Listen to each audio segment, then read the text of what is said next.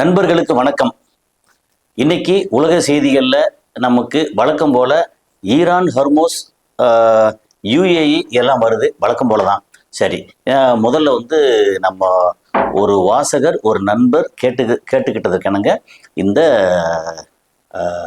Date இது சொல்லிடுவோம். ஆக்சுவலாக இப்போ நான் ரெக்கார்ட் பண்ணுற இது 9 மே 2026. ஆனால் இது ஒளிபரப்பாக போகிறது 10 மே காலையில் 8 மணிக்கு ஒளிபரப்பாக போகுது. ஸோ இது எப்படி டைம் எப்படி சொல்கிறது, இன்னைக்கு மே 10 2026 அப்படின்னு ஆரம்பிப்போம். ஆனால் ரெக்கார்ட் பண்ணுறது 9 மே 2026. ஓகே. ஸோ இது உங்களுடைய புரிதலுக்காக என்ன இப்போ 10 மேன்னு சொல்லியாச்சா 10 மே அப்படி வச்சுக்குவோம். மே 10 2026. சரி, இப்போ என்னன்னா பிரச்சனைகள் முடிகிற மாதிரி தெரில. நமக்கு ஒரு மாதம் சீஸ்ஃபயர் அமெரிக்கா சொல்லியிருக்காங்க, இங்கே ஒன்றும் நடக்கலை. ஹர்மோஸ் அவங்க கண்ட்ரோல்லே வச்சுருக்காங்க. ஹர்மோஸுக்கு வெளியில் அமெரிக்காவோட டெஸ்ட்ராயர் கப்பல் இருக்குது, லேசாக நெருங்கி வர்றாங்க. 2 கப்பல் நெருங்கி வருது. இவங்க விரட்டினோன்னு ஈரான் விரட்டினோன்னு பின்னாடி போயிடுறாங்க அப்படின்னு. இது எல்லாம் நடந்துக்கிட்டே இருக்குது வழக்கம் போல். ஆனால் அதே நேரத்தில் இது எல்லாருக்கும் கஷ்டம். இவங்க இது சொல்லுவாங்கல்ல, அதாவது நீ கத்தி வச்சு ஒரே வெட்டி முடிச்சிரு, இல்லை கத்தியை திருப்பி வச்சுக்கிட்டு கொத்திக்கிட்டே இருந்தேன்னா அடிக்கும், வலிக்கும், அது கொல்லவும் கொல்லாம உயிரோடு இருக்கவும் விடாம வதைக்கிற மாதிரி சொல்லலாம். இது யாருக்கு அப்படின்னா, இது ஆரம்பிச்சு விட்ட அந்த இஸ்ரேல், அந்த ஆளு பேச்சே காணும், இஸ்ரேல் பேச்சே காணும். அமெரிக்கா அது என்ன பண்றது தெரியாம அதுல சில விஷயங்கள் வந்துகிட்டே இருக்கு. ரொம்ப முக்கியமா நம்ம பேசக்கூடிய விஷயங்கள் எப்படின்னா, ஏன்னா இன்னைக்கு அறிமுகம் உங்களுக்கு ஏற்கனவே தெரியும், அதனால அது பிரச்சனை இல்லை. இப்போ அப்படியே நம்ம செய்தியாவே போயிடுவோம். இதுல யுஏஇ ஈரானை கண்டனம் செஞ்சிருக்கு. அது யுஏஇ ஈரானை பத்தி புகழ்ந்து பேசினா தான் நம்ம அடடா அப்படின்னு ஆச்சரியம் பார்க்கலாம். கண்டனம் பண்ணத்தான் செய்யும். என்ன காரணம் அப்படின்னா, ஒரு 2 மிசைலும் ஒரு 3 ட்ரோனும் ஈரான் இங்கே அனுப்பிச்சி விட்ருக்கு. அங்கே லேசாக விழுந்திருக்குன்றாங்க, எரிஞ்சிருக்குன்றாங்க. சில வீடியோலாம் வருது. அப்படி இல்லை, அங்கே இப்போ வந்திருக்க ஓரளவு ஒரு கரெக்டான செய்தின்னா, ஈரான் 2 மிசைலையும் 3 ட்ரோனையும் யுஏஇ நோக்கி அனுப்பிச்சி விட்டது. அதை இவங்க ரிட்டாலியேட் பண்ணி அதை தடுத்துட்டாங்க. ஆனாலும் டெப்ரிஸ் விழுகுது அப்படின்னு சொல்லி அங்கே பாராளுமன்றத்தில், அதாவது யுஏஇ பாராளுமன்றத்தில் ஷேக் முகமது பின் நஹ்யான் அப்புறம் அந்த டீம் எல்லாம் சேர்ந்து அவங்க கண்டனம் பண்ணியிருக்காங்க. நாங்கள் எங்கள் நாட்டை காத்துக்கிறதுக்கு எங்களுக்கு எல்லா உரிமையும் இருக்குன்னு இருக்காங்க. அந்த உரிமை மேலே தப்பு சொல்கிறது இல்லை. அதே நேரத்தில் பிரான்ஸ் அண்டு ஆஸ்திரேலியா, இன்னும் சில நாடுகள் அவங்க என்ன சொல்லியிருக்காங்க, நீங்கள் துபாய்க்கு யுஏஇக்கு போகிறீங்க, அபுதாபிக்கு போகிறீங்க, போனால் அங்கே கேர்ஃபுல்லாக இருங்க. டூரிஸ்ட் அவங்க தன்னோட நாட்டோட டூரிஸ்ட்டையும் சொல்லியிருக்காங்க. அவங்களுடைய எம்பசி மூலமாகவும் அப்புறம் அறிக்கையாகவும் சொல்லியிருக்காங்க. யுஏஇ அங்கே போயிருக்கீங்கன்னா ஏதாவது இரும்பு துண்டு கிடக்கு, அது கிடக்கு அப்படின்னு சொல்லி கையால் தொட்டுறாதீங்க, எடுத்துடாதீங்க, அது பிரச்சனையாக இருக்கலாம் அப்படின்னு சொல்லியிருக்காங்க. இந்த இடத்துல நம்ம முக்கியமாக ஒரு விஷயத்த என்னோட அனுபவத்தையும் சேர்த்து அங்கே சொல்லிடலாம். அங்கே ஷார்ஜாவில் ஒரு ஏரியா இருக்குது, ஒரு இண்டஸ்ட்ரியல் ஏரியா மாதிரி. ஷார்ஜாவில் நீங்கள் நேர துபாயிலேருந்து போனால் ஃபஸ்ட்டு மதர் கேட் ரவுண்டை போட்டு ரோலா ஸ்கொயர், மதர் கேட் ஸ்கொயர்னு இருக்கும். அதுக்கு ரைட் சைடில் போனோம்னா கொஞ்சம் தூரம் போனோம்னா இந்த மாதிரி நேஷனல் பெயிண்ட் ரவுண்டானான்னு இருக்கும். இதெல்லாம் அங்கே லேண்ட்மார்க். ரொம்ப நம்ம ஆட்கள் எங்கே இருக்காங்க, இந்த நேஷனல் பெயிண்ட் பக்கத்தில் இருக்கேன் வீடு இருக்குது. அதுக்கப்புறம் இல்லைன்னா நம்ம ரோலா ஸ்கொயரில் அங்கே இருக்க, ரோலா ஸ்கொயர் அங்கே ரோலா இல்லை மதர் கேட் ரவுண்டானா பக்கத்தில் இருக்கேன் அப்படின்னு சொல்லுவாங்க. இப்போ நிறைய மாற்றங்கள் இருக்கும். இப்போது அங்கே இண்டஸ்ட்ரியல் ஏரியா, ஸ்கொயராக இண்டஸ்ட்ரியல் ஏரியா இருக்கும். மழையெல்லாம் பெஞ்சுன்னா மனுஷன் உள்ள நடமாட முடியாது, அந்தளவுக்கு கச்சா மச்சான் இருக்கும். ஆனால் ரொம்ப முக்கியமாக என்னென்னா, நிறையா சிறு தொழில்கள் நிறைய நடக்கும். இங்கே இந்த ஸ்கிராப் இருக்கு இல்லையா, அதில் ஸ்கிராப்பு எங்கேருந்து மற்ற சில அரபு நாடுகள்ல இருந்தும், அப்புறம் நிறைய ஆப்பிரிக்க நாடுகள்ல இருந்தும், அப்புறம் கொஞ்சம் சைனால இருந்தும் அங்கெல்லாம் ஸ்கிராப் வரும். அப்போ என்ன, பழைய ஸ்கிராப் எடுத்து எல்லாம் தட்டிக்கிட்டு எல்லாம் போட்டு அதை ஒரு மாதிரி சரி பண்ணி க்ளீன் பண்ணி, ஓரளவு க்ளீன் பண்ணி எடுத்து நீட்டாக அது நம்ம 80-20 90-10 அப்படின்னு சொல்லி எம்எஸ் அந்த ஒரு கணக்கு உண்டு அந்த ஸ்கிராப்பில். ஓகே, அது அந்த ஸ்கிராப்பை அவங்க பிரித்து வச்சு அது என்ன மாதிரி ஜிஐயா எம்எஸ்ஆ அப்படின்ற எல்லாம் பிரிப்பாங்க.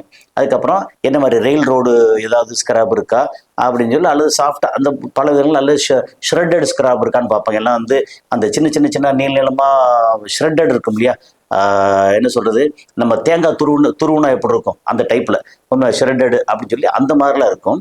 அப்போ நம்ம மக்களுக்கு அங்கே ஏதாவது வெளியில அப்படி கிடைச்சதுன்னா அதை எடுத்து கொண்டு போனா கூட அவங்க வந்து வெயிட் போட்டு அப்படியே பரவாயில்லன்னு வாங்கிக்கிற இடத்துல அங்கே ஷார்ஜால அங்கே நிறைய வேலை நடந்துகிட்டு இருந்துச்சு. அதுக்காக அங்கேயே திருடிலாம் கொடுக்க முடியாது, ஏன்னா திருடினா அங்கே பெரிய சிக்கல் பிரச்சனை. அப்போ இந்த மாதிரி நேரத்தில் அவங்க ஆஸ்திரேலியா, பிரான்ஸ் அண்ட் இன்னொரு கண்ட்ரி அவங்க வந்து தன்னோட குடிமக்களுக்கு அங்கே டூரிஸ்ட் போயிருப்பாங்க இல்லையா, அங்கே ஏதாவது பெரிய இரும்பு கிடக்கு அப்படின்னு போய் எடுத்துடாதீங்க அப்படிம்பாங்க இல்லையா. இப்போ இந்த காணொளி மூலமா நம்மளுடைய சகோதர சகோதரிகளுக்கு நான் வந்து இங்கே முக்கியமாக சொல்லக்கூடியது, ஏன்னா அதை பார்த்தோன்னே எனக்கு டக்குன்னு அந்த ஞாபகம் தான் வந்துச்சு. இப்போ அங்கே போய்கிட்டு இருக்கோம், நம்ம எமிரேட்ஸ் ரோடோ இல்லை அடுத்த ரோடோ பக்கத்தில் அங்கே போய்கிட்டு இருக்கோம், இடையில வந்து காரில் எங்கே போகிறோம், அங்கிட்ட வந்து ஏதாவது டெப்ரிஸ் கிடக்கு, அது இரும்பு கிடக்கு, அது பார்த்தா எப்படியும் அடடா ஒரு 20 கிலோ தேரும் போல இருக்கே, அதை எடுத்து கொண்டு போனால் ஏதாவது ஒரு அமௌண்ட் கிடைக்குமே அப்படின்னு எடுத்து கொண்டு போகிறதுக்கு எதுவும் ட்ரை பண்ணிடாதீங்க. அங்கே என்ன டெப்ரி ஸ்டீலில் அதில் எது கிடந்தாலும் சரி, சில நேரம் வந்து ஜிஆர்பின்ற அந்த ஃபைபர் டைப்பில் இருக்கலாம், என்ன வேணாலும் கிடக்கலாம். அங்கே எதையும் கையால் தொற்றாதீங்க. நமக்கு கிடைக்கிறது வந்து ஒரு 50 கிராமோ 100 கிராமோ 20 கிராமோ 500 கிராமோ வாட் எவர், அதெல்லாம் பிரச்சனை இல்லை. நமக்கு நம்மளுடைய உயிர் முக்கியம். அப்புறம் நம்ம உயிருங்கிறது நம்மளுடைய ஒருத்தரை மட்டும் சார்ந்தது இல்லை. அங்கே ஒருத்தர் வேலை பார்க்குற தனியாக இருக்காரு, வேலை பார்க்குறாருன்னா அவரை நம்பின குடும்பம் இங்கே வந்து இந்தியாவில் இருக்கலாம், பாகிஸ்தானில் இருக்கலாம், பங்களாதேஷில் இருக்கலாம், ஸ்ரீலங்காவில் இருக்கலாம், ஏன் திரும்பத்து சொல்கிறேன், எல்லாம் இந்த மக்கள் அங்கே நேராக இருக்காங்க, ஆப்பிரிக்காவில் இருக்கலாம், எங்கே வேணாலும் இருக்கலாம். அதனால் இதை தமிழில் பார்க்கும்போது என்ன செய்யணும்னா, தமிழ்நாட்டில் இருக்கிறவங்க என்னென்னா சில நேரத்தில் கோயம்புத்தூரில் இந்த மாதிரி பழைய இரும்பு வியாபாரம் வந்து நிறையா நடக்கும். அங்கேருந்து கோயம்புத்தூருக்கு அனுப்புறதுக்கு இல்லை அங்கே இந்த மாதிரி கிடக்கு பேசுறதுக்கு எதுவாக இருந்தாலும் சரி, உங்கள் பார்வையில் எந்த இரும்பு பழைய இரும்பு அது, ஏன்னா இப்போ அங்கேருந்து மிசைல் அல்ல ட்ரோனு ஏதாவது அடித்து கீழே விழுந்து ஏதாவது டெப்ரி கிடந்துச்சு அப்படின்னா அதை நீங்கள் கையால் தொற்றாதீங்க. அப்புறம் அதை வந்து ஃபோட்டோ எடுத்து ஷேர் பண்ணுறது, இந்த மாதிரி இது ஒரு இரும்பு கிடக்கு, இது வேணுமா, நான் எடுத்து கொடுக்கவா அப்படின்னு சொல்லி கடைகளுக்கு கேட்குறதோ எதுவும் பண்ணிடாதீங்க.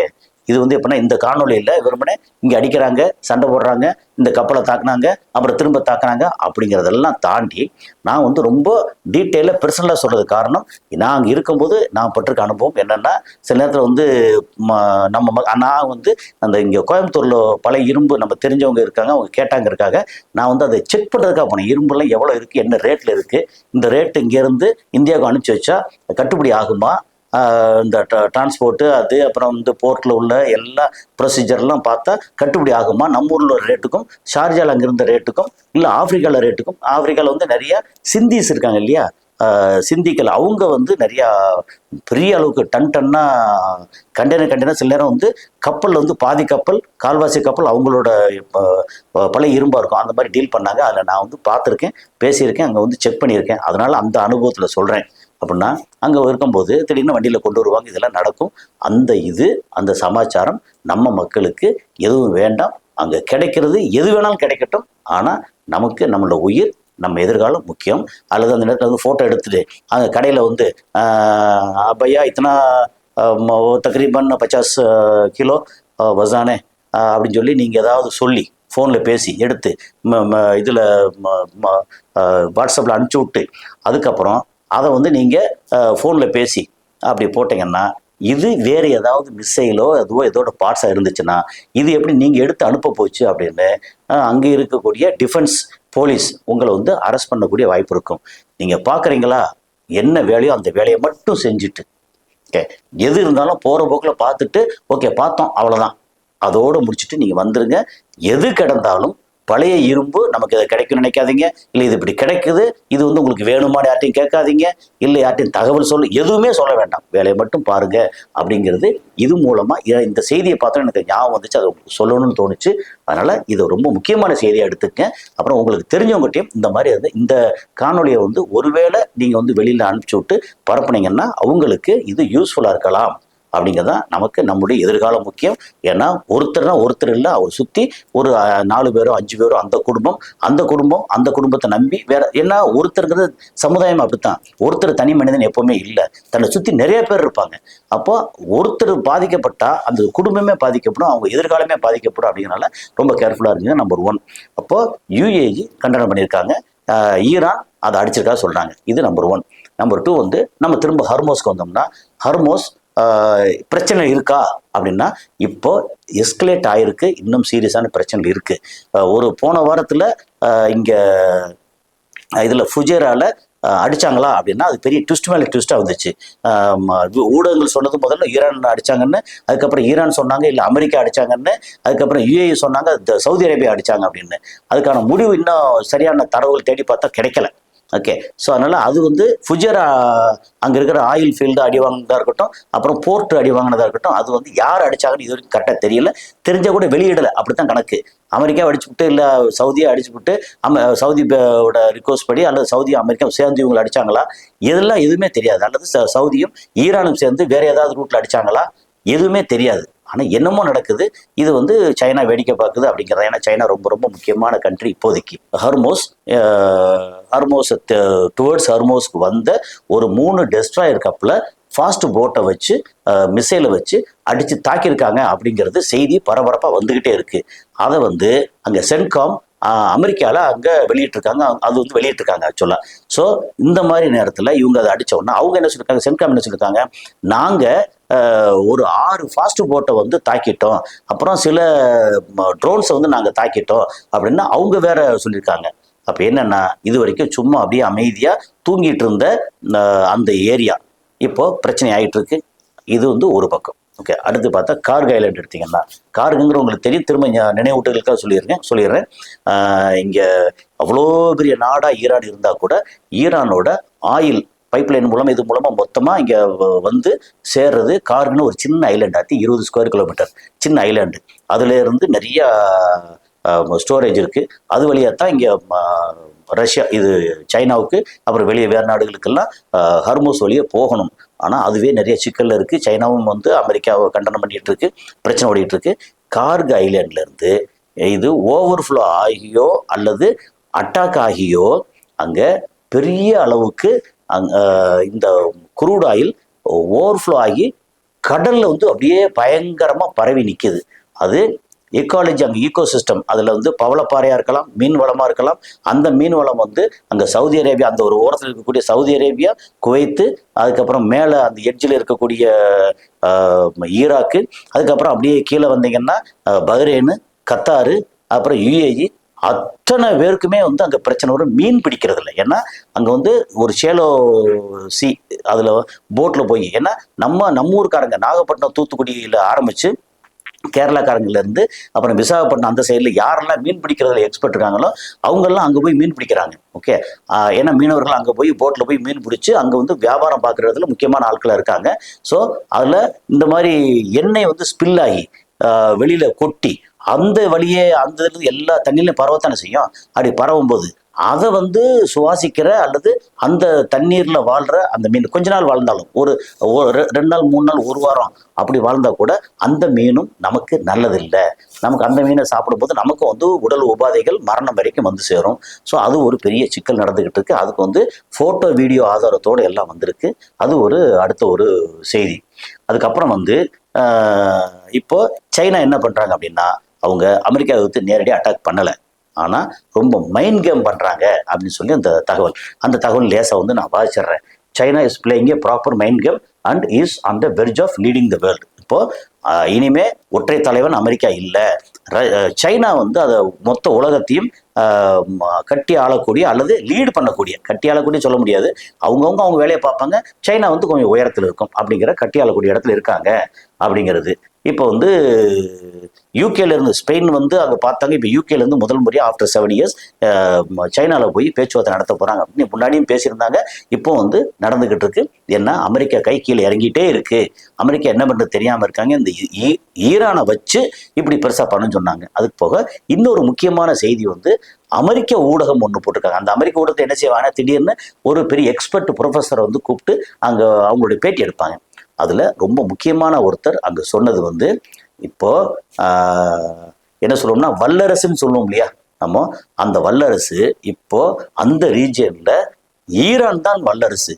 ஈரானை எந்த நாட்டாலையும் அடிக்க முடியாது. மேல வந்து நீங்க டிஸ்ட்ராய் பண்ணலாம், அதை வந்து என்ன வேணா பண்ணலாம், அதோட பொருளாதாரத்தை முடக்கலாம், என்ன வேணா செய்யலாம். ஆனா ஈரான் ஒரு வல்லரசு. அதோட இங்கே மல்லு கட்டி சண்டை போட்டு உங்களால் ஜெயிக்கவே முடியாதுங்கிறதுக்கு பெரிய அளவுக்கு தரவுகள் கொடுக்குறாரு. அவங்க இருக்கிற மிசைல் வளமாக இருக்கட்டும், அதாவது ஆயுத வளமாக இருக்கட்டும், அதுக்கப்புறம் மக்கள் எப்படி இருக்காங்கன்ற அவங்களுடைய கேரக்டர் ஆட்டிடியூட் இருக்கு இல்லையா, அந்த கேரக்டர் கல்ச்சர் அதாக இருக்கட்டும், அப்புறம் அந்த தலைவர்கள் எப்படி மக்களோட இருக்காங்கன்னு இருக்கு இல்லையா, அதை பற்றி சொல்லியிருக்காங்க. அதுக்கப்புறம் அங்கே இருக்க இப்போ வந்து நிறைய மழை வேறு பெஞ்சிருச்சு, டேமெல்லாம் வந்து டேம்ல எல்லாம் தண்ணி இருக்குது, தண்ணி இருந்தால் ஆட்டோமேட்டிக்காக அடுத்து அக்ரிகல்ச்சர் நல்லா வந்துடும். அப்புறம் இந்த ப்ரொடக்ஷன் அக்ரிகல்ச்சர் ப்ரொடக்ஷன், அதாவது வெப்பன் ப்ரொடக்ஷன் அக்ரிகல்ச்சர் ப்ரொடக்ஷன் இதெல்லாம் சேர்ந்து வந்து கடைசியில் ஈரானை வந்து ஒரு வளமான இதாக்குது. அப்போ ஈரானை எந்த காரணத்தை கொண்டு நீங்க யாரும் அடிக்கவே முடியாது அப்படின்னு சொல்லி அதுக்கு தரவுகளோட கொடுத்துருக்காங்க. அப்புறம் என்னன்னா எதிர்காலத்தில் விரைவில் அப்படின்னா விரைவில்ங்கிறது வந்து வெகு விரைவில் Iran is become a super power அப்படின்னு சொல்லி அவர் சொல்லியிருக்கிறார். இது வந்து நமக்கு நல்லதா கெட்டதெல்லாம் தெரியாது, இந்தியாவுக்கு ஒரு பக்கம் போனால் நல்லது ஆக்சுவலா. ஈரான் இதுவரைக்கும் பெருசா போய் வேற எங்கெங்கேயோ ஆக்குபை பண்றேன் அப்படிலாம் இல்லை, தன்னை காத்துக்கிறதுக்கு ப்ராக்சிஸ்க்கு வந்து நிறைய ஹெல்ப் பண்ணாங்க. ஏன்னா இஸ்ரேலை வளர விட்டா நாளைக்கு நம்மளே அடிப்பாங்க, அப்போ இஸ்ரேல் வந்து கட்டுப்பாட்டிலேயே வைக்கணும் அப்படிங்கிறதுக்காக அங்கே ஹவுத்திஸ் ஹெஸ்புல்லா ஆரம்பிச்சு நிறைய பேரை வந்து ஹமாஸ்லேருந்து நிறைய பேரை அவங்க வளர்த்து விட்டாங்க. ஓகே, அப்படி எப்படி வந்து அமெரிக்கா இஸ்ரேலை வளர்த்து விட்டு அந்த ரீஜனில் பூரா சண்டை போட வச்சுட்டு இருந்தாங்களோ அது மாதிரி இவங்க பண்ணிட்டு இருந்தாங்க. ஸோ இதுதான் மேட்ரு. ஸோ இப்போ இந்த மேட்டரில் சைனா வந்து இஸ் பிகம் சூப்பர் பவர் அப்படின்னு சொல்லியிருக்காங்க. இப்போ அடுத்தடுத்து வர்றதுல பார்த்தீங்க அப்படின்னா ரொம்ப ஆயில் ரிஃபைனரி பயங்கர எக்ஸ்ப்ளோ ஆகி நிற்குது, எக்ஸ்ப்ளோசிவ் வச்சு எக்ஸ்ப்ளோடிங் அப்படின்ற அளவுக்கு பெருசாக வருது. ஆக்சுவலாக அதோட வீடியோ ஃபோட்டோலாம் இருக்குது, அது வந்து நம்ம பெருசாக என்ன பண்ண முடியும் தெரியல. அது போக இப்போ இன்னொரு ரொம்ப முக்கியமான ஒரு விஷயத்தையும் சொல்லிடுவோம். நார்த் கொரியா வந்து ஒரு இதை கொடுத்துருக்காங்க, அதில் ரொம்ப பிரேக்கிங் நியூஸ்னு சொல்கிற விஷயம் என்ன தெரியுமா, கிங் ஜாங் உன் அவரை ஏதோ ஒரு இடத்துல எப்படியோ நீங்கள் வந்து ஆளை வச்சு எது வச்சோ அவரை நீங்கள் சாச்சிட்டீங்கன்னா கொண்டுட்டீங்கன்னா அடுத்து அணு ஆயுதம் ஆட்டோமேட்டிக்காக கிளம்பிடும். அப்போ அதுக்கும் இதுக்கும் எப்படி சம்மந்தப்படுத்துறாங்க, கையில் ஏதாவது பட்டன் வச்சிருப்பாருல நமக்கு தெரியாது. அவரு அதுக்கு வந்து அடுத்து வரக்கூடிய அதிபர் யாரு அவங்க கையில தான் கண்ட்ரோல் போகும். அது வரைக்கும் ஃபர்ஸ்ட் திங் வந்து அவரை எங்கேயாவது அடிச்சாச்சுன்னா ஆட்டோமேட்டிக்கா நார்த் கொரியால இருந்து அணு ஆயுதம் கிளம்பிடும். எங்க அடிக்கிறதுக்கு, நேராக அமெரிக்காவை அடிக்கிறதுக்கு. ஏன்னா அமெரிக்கா தான் அவங்களுடைய மெயின் எதிரி. அப்புறம் சவுத் கொரியாவை கொஞ்சம் அடிக்கும், ஜப்பானை கொஞ்சம் அடிக்கும் அப்படிங்கிறது தான். ஸோ இது வந்து த்ரெட்டன்னா உண்மையில த்ரெட்டன் தான். என்னை தொடாத, நீ என்னை தொட்ட உன் நாடு அழிஞ்சிருச்சு, அது எப்படி அணு ஆயுதத்தால் அழிஞ்சிருச்சு அப்படின்னு சொல்லி ஒரு பெரிய டீட்டெயில் கொடுத்துருக்காங்க. அது வந்து நமக்கு பார்க்கும்போது அப்படியா அப்படின்னு சொல்லி ஒரு இது தோணுச்சு. அது பக்கம் வந்து அதுக்கப்புறம் இங்கேருந்து யுஏஇ மேலே ஈரான் வந்து இது போட்டதில் சிலர் வந்து காயமடைஞ்சிருக்காங்க அப்படின்னு சொல்லி அது வந்திருக்கு. அதே மாதிரி இல்லை, இது சின்ன சின்ன விஷயங்கள் தான், ஆனாலும் நமக்கு வந்து தூரத்துலேருந்து பார்க்குறோம், நமக்கு இது ஒரு செய்தியாக சின்ன செய்தியாக தெரியுது.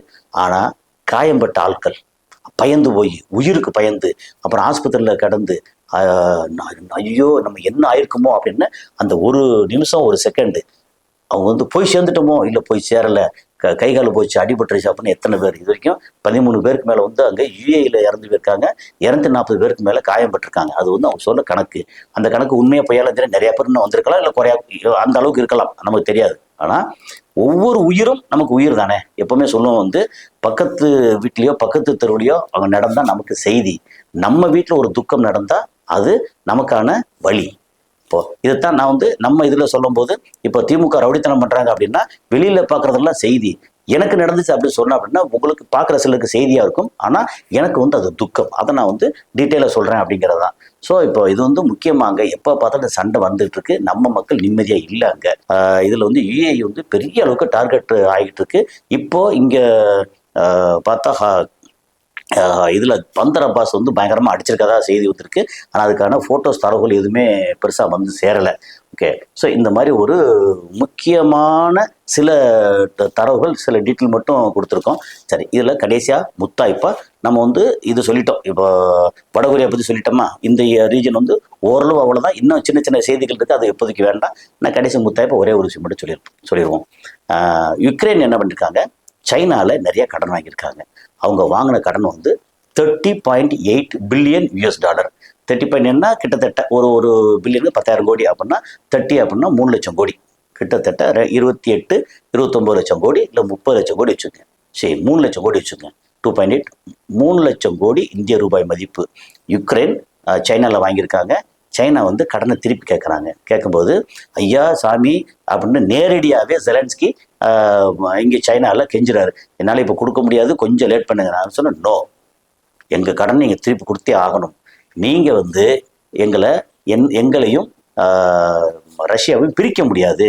நாங்கள் எங்களோட உறவு ரஷ்யாட்ட வந்து ரொம்ப இன்டாக்டாக தான் இருக்குது. அதனால் எங்களை பிரிக்க நினைக்காதீங்க அப்படின்னு சொல்லி ரொம்ப ஸ்ட்ராங்காக இமிடியேட்டாக எங்களுக்கு வேணும், இல்லைன்னா நாங்கள் நடவடிக்கை எடுப்போம்ன்ற அளவுக்கு வந்துட்டாங்க. அதனால் இந்த ஒரு செய்தியோட, அதாவது Russia, Ukraine, Kyiv and China, இந்த செய்தியோட நம்ம முடிச்சுக்குவோம். அங்கே வந்து பெரிய அளவுக்கு எஸ்கலேஷன் நடந்துக்கிட்டே இருக்குது. ஆனால் எந்த அளவுக்கு அடுத்த கட்டம் எப்படி வரப்போகுது தெரியல. ஆனால் ரெண்டு பக்கம் ப்ரிப்பேர்டாக இருக்காங்க. ஈரானும் ப்ரிப்பேர்டாக இருக்காங்க, அமெரிக்காவும் ப்ரிப்பேர் பண்ணிட்டு இருக்காங்க. ஒரு சைலண்டாக இஸ்ரேலையும் சொல்லிட்டு இருக்காங்க. என்ன நடக்க போகுதுன்னு அடுத்தடுத்த காலையில் சந்திப்போம். நன்றி.